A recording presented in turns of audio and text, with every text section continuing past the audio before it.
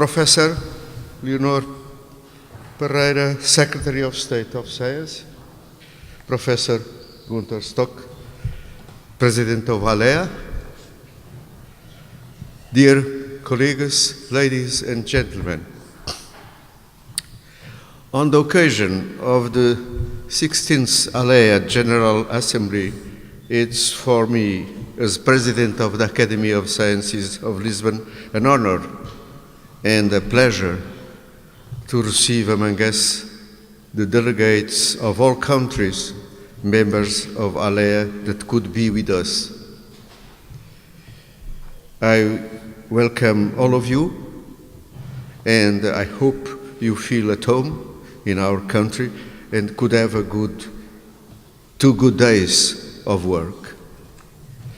You are at the Academy of Science of Lisbon that was created in 1779 as an institution dedicated to the advancement of science and learning with the goal of promoting academic progress and prosperity to the country. As stated by the founders, I quote, "This academy dedicates itself to the glory and welfare of the people through the development of national education, improvement of science, arts, and industry." In fact, the Academy was guided, and it's always guided, by its motto, "Nisi util est quod facimus, stulta est gloria," which means, if what we do is not useful, the glory of this accomplishment will be vain. In 1839, after having been installed in several locations, the Academy moved definitively to its present house, the old convent of Jesus, a fine 16th and 17th building. The Academy has two classes, sciences and letters. Each of these classes has 35 full members and 70 corresponding members distributed in 7 sections. It has also a number of foreign members. The class of sciences is composed of the following 7 sections: mathematics, physics, chemistry, space and earth sciences, biological sciences, medical sciences, engineering sciences. The class of letters of the Academy is made up of the following sections: literature and literary studies, philology and linguistics, philosophy, psychology and pedagogy, history and geography, law and political sciences, economics and finance, and sociology. The main governing bodies of the Academy are the plenary, the presidency, the administrative council, and the secretary general. The Academy of the Science of Lisbon is a member of the main international scientific organizations like ICSU, UAI, IAP, ALLEA, ESF, and EASAC. Since the 18th century, the Academy has published a number of serial regular journals and books, including annuals and bulletins of the sections and classes. The Academy pursued its tradition, awards recognition for outstanding work in both science and humanities through a number of prizes. The Academy runs the Institute of Advanced Studies, the Institute of Lexicology of Portuguese Language, the library, and the museum. The library of the Academy is among the most important Portuguese libraries. It's composed of more than 1 million of books and circa 300 Arab, Spanish, and Hebrew handwritten documents. Some of them of great interest and countless rarity, Its collections include part of the library from the convent of Our Lady of Jesus, with a priceless collection of books from the 14th to the 17th century.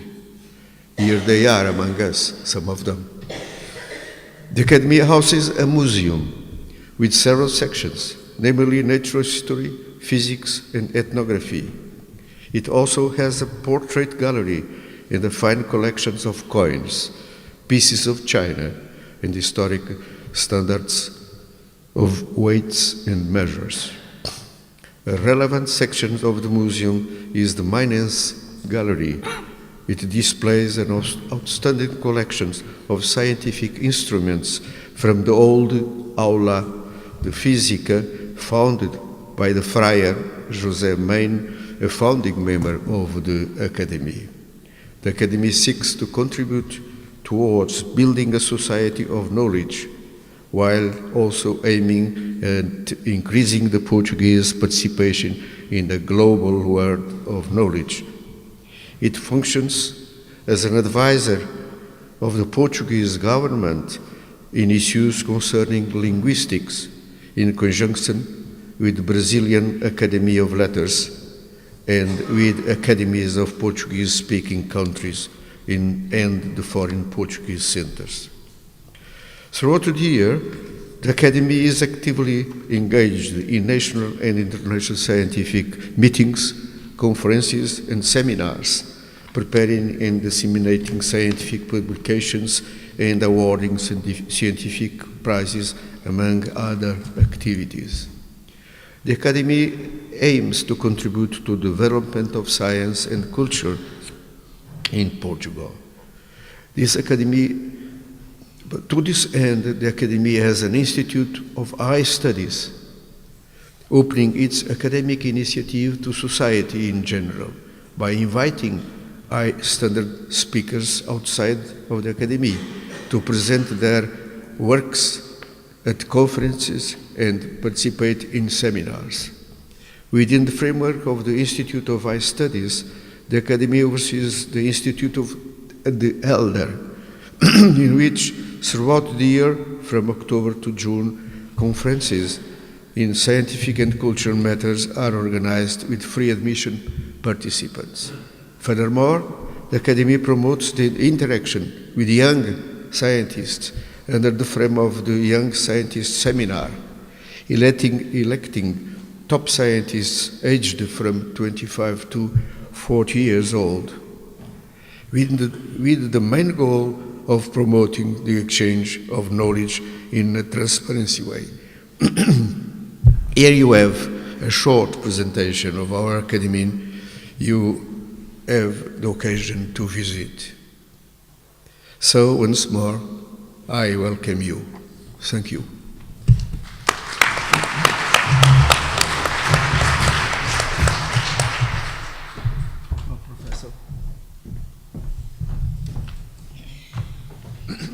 Good morning, everybody. Thank you, President Aires-Barros, for this kind welcome.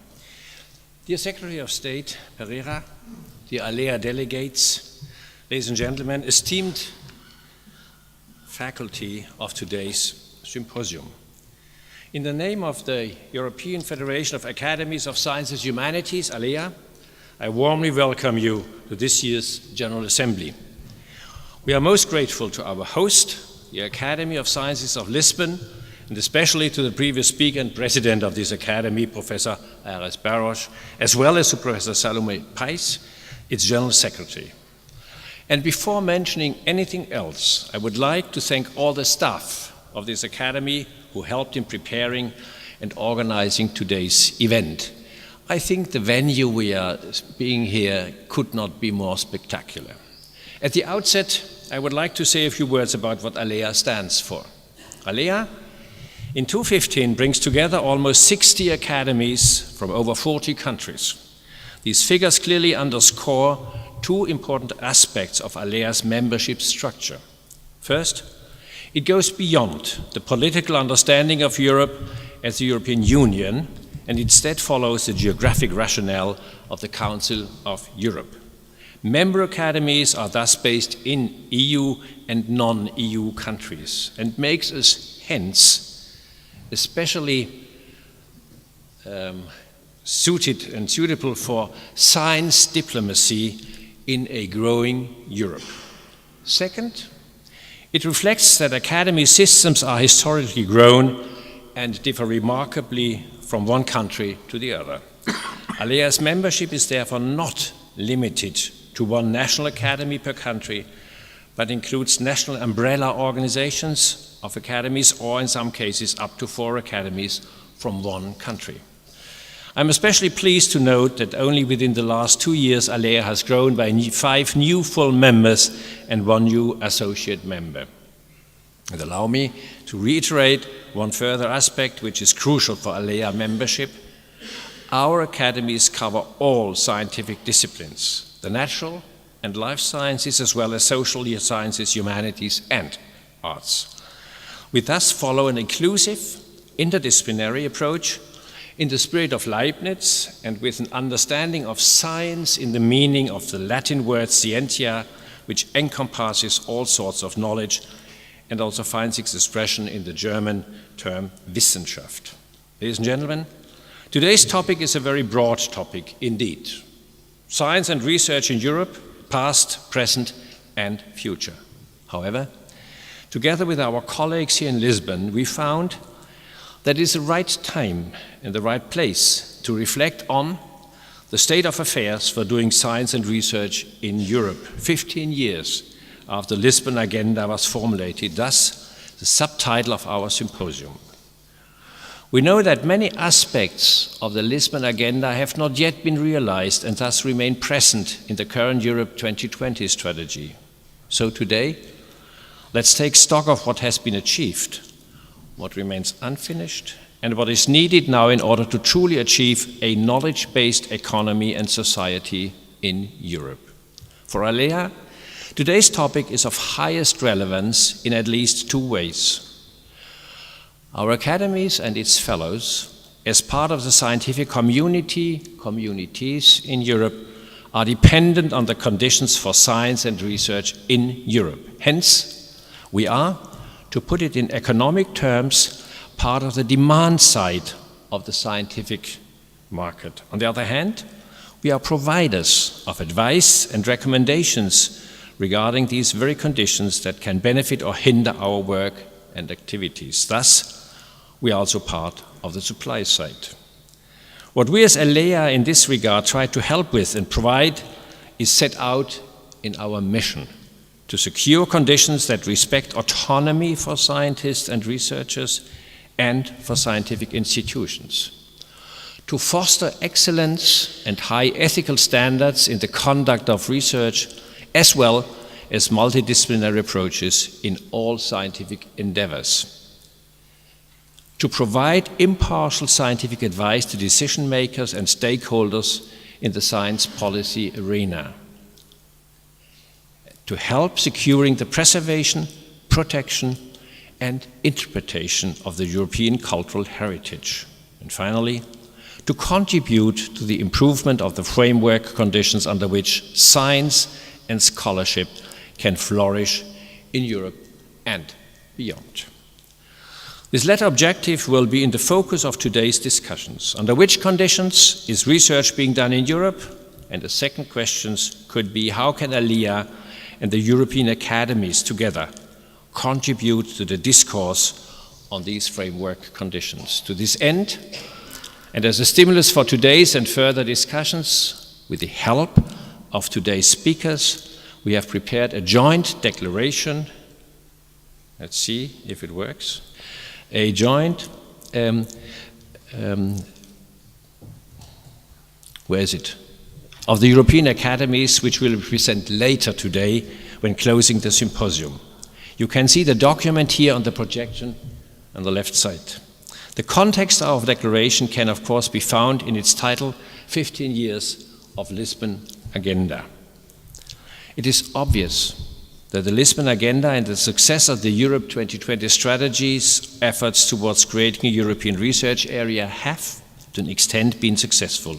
And yet, We have not yet fully managed to bring all science and research systems within Europe up to a level which enables them to actively take part in the European funding schemes and increase their competitiveness. A lot of inequalities prevail, and there is no doubt we must prevent this inequality in structures and in resources from having an impact on our young people. Students, postdocs, our young researchers. And the critical part is to reach this goal without violating the highest possible standards in doing research. And hence, underlying the several aspects addressed in the declaration, which have been all part of the Lisbon agenda, is the core question: how far did we get with the objective to transform the EU into the most competitive and dynamic knowledge-based economy in the world, with a comprehensive set of measures and programs, including the European research era. Today, we will hear contributions and statements from manifold viewpoints that bring together academia, research, and policy, including perspectives from the European Research Council, Science Europe, Academia Europaea, LERU, and early career scientists.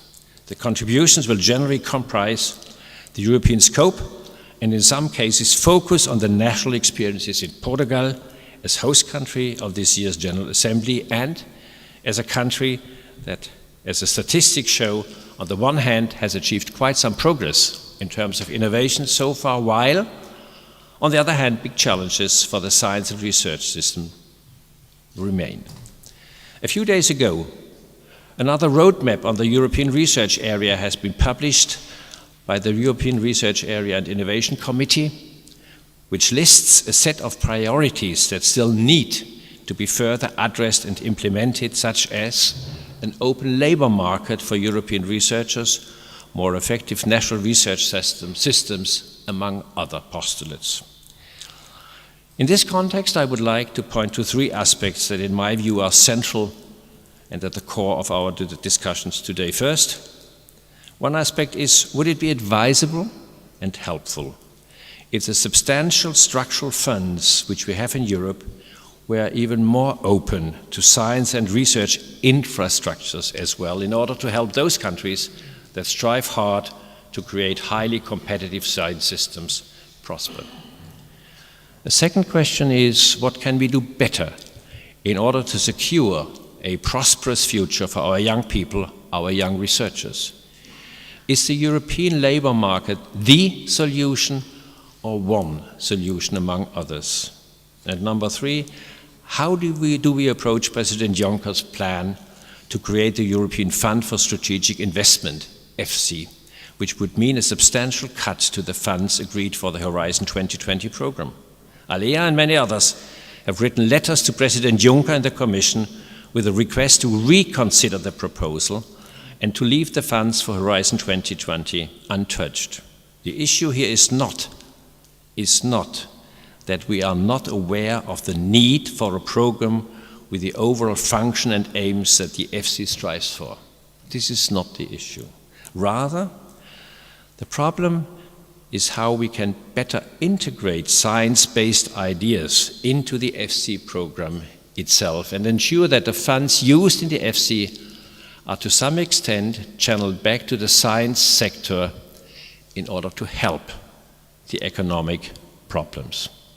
So one of the problems we made towards President Juncker was that as soon as the major program topics for EFSI are known, we scientists should take a look at the plans and give advice as to what extent research can help and should help. And this would at least help to prevent some money for the science sector in this area and to help the economic side by scientific advice. Ladies and gentlemen, I'm very grateful to our speakers for their willingness to take part in today's event, and I look forward to hearing their contributions to our symposium.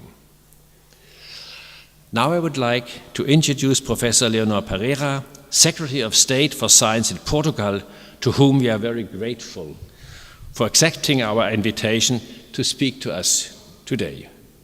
To name but a few of her positions and responsibilities before becoming part of the Portuguese government. Professor Parreira was investigator and full professor of histology and developmental biology at different institutes and universities.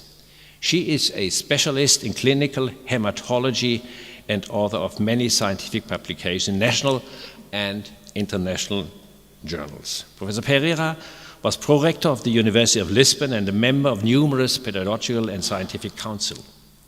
She was president of the Medical Sciences Society of Lisbon, and she is corresponding member of the Portuguese Academy for Medical Sciences. I welcome you all again to our General Assembly and to our Scientific Symposium, and now we are all anxious to learn and hear Professor Parreira, to whom now I turn over the floor. Thank you very much.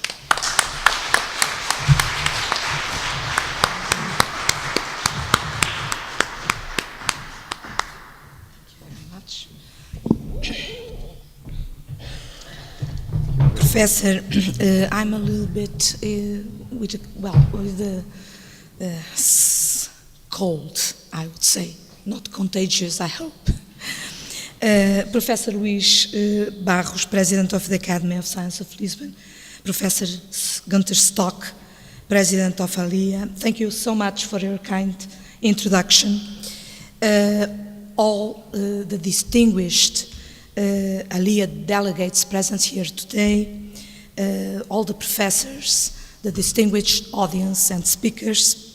A word to Professor Graça Carvalho, Senior Advisor to the European Commissioner for Research and Innovation, Engenheiro Carlos Moedas, former Minister of Science of Portugal. Ladies and gentlemen, it's my great pleasure to be here today in the opening session of ALLEA, of this symposium with this important title, thank you very much, Science and Research in Europe, Past, Present and Future, 15 Years of Lisbon Agenda. Professor Stock has just given us an overview of the concerns of ALLEA, and I'm sure that over these 2 days, many things will be discussed, deeply discussed, by different speakers. Of course, it is now 15 years after the Lisbon Agenda, and there is no better time or place to take stock of what has been achieved and what still needs to be done. We all know that science and research are the future of Europe. I would say that are the future of the world. Europe's ability to innovate and to produce goods that are demanded on international markets is essential to our ability to generate growth and jobs in an increasingly competitive world. We know that, but we also know that without science there are no goods for humanity. I will focus, if I may, on the progress achieved on science and technology in Portugal. As you may know, science and technology have evolved in a most remarkable way over the last 20 years in Portugal.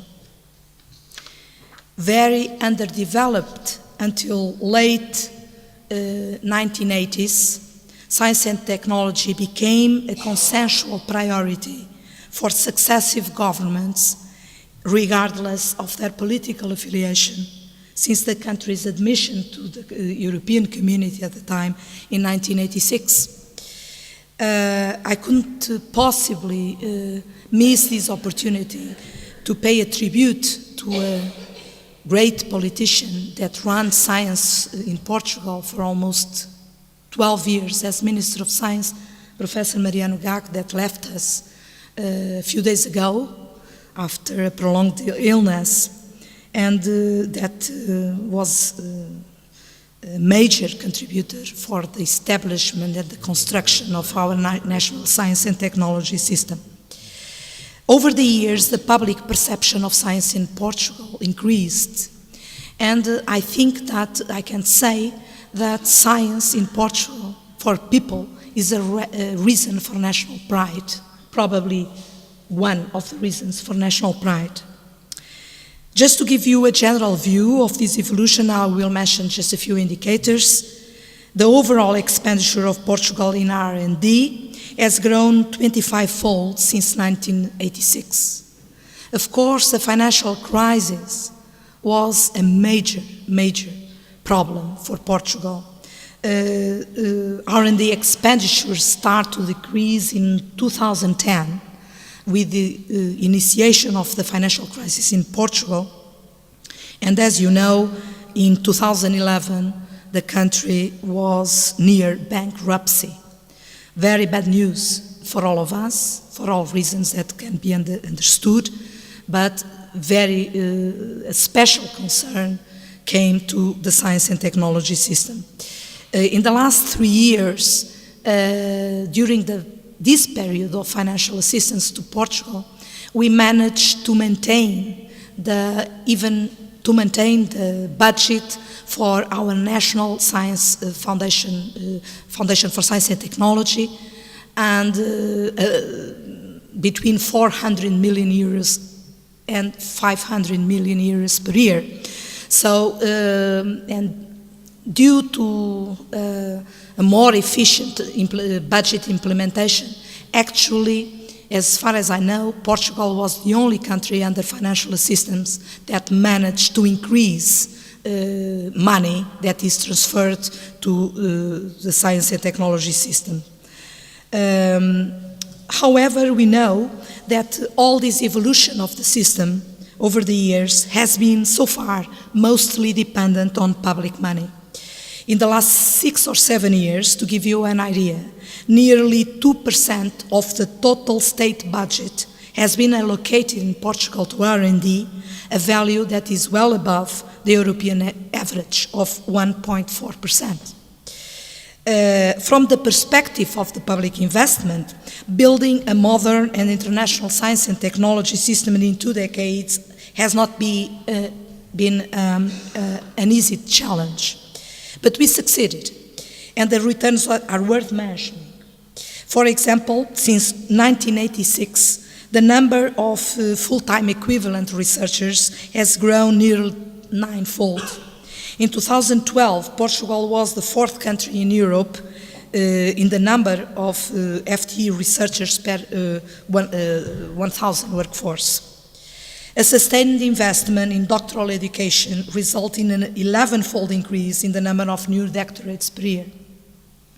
New and well-equipped laboratories have been progressively created, of which, according to the international and competitive evaluation undertaken by the Foundation for Science and Technology that is almost completed now, we know that we have now, according to international standards, 63 centers of excellence in Portugal in different scientific fields, from humanities to theoretical physics, involving the work of more than 50,000 PhD holders. Accordingly, in the same period of evolution, scientific productivity measured by the number of publications in international databases by authors in Portugal has grown 25-fold. After this uninterrupted growth in recent decades, we all consider that it is now crucial to grow in quality, assuming the principle that only the best science is likely to be applicable and only the best technological research results in relevant patents competitive in the international market. It is within this context that the government has put in place policies to prepare the national research and technological system for its next stage of development.